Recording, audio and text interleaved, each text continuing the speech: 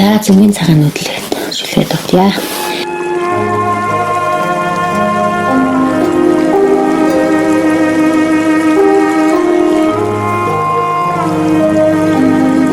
Агаар хийгээд амар амгаланд, ахуй болоод газрын диваажинд, амьдрал хийгээд санааны тоосонд, ам хийгээд насны ганцхан хишигт.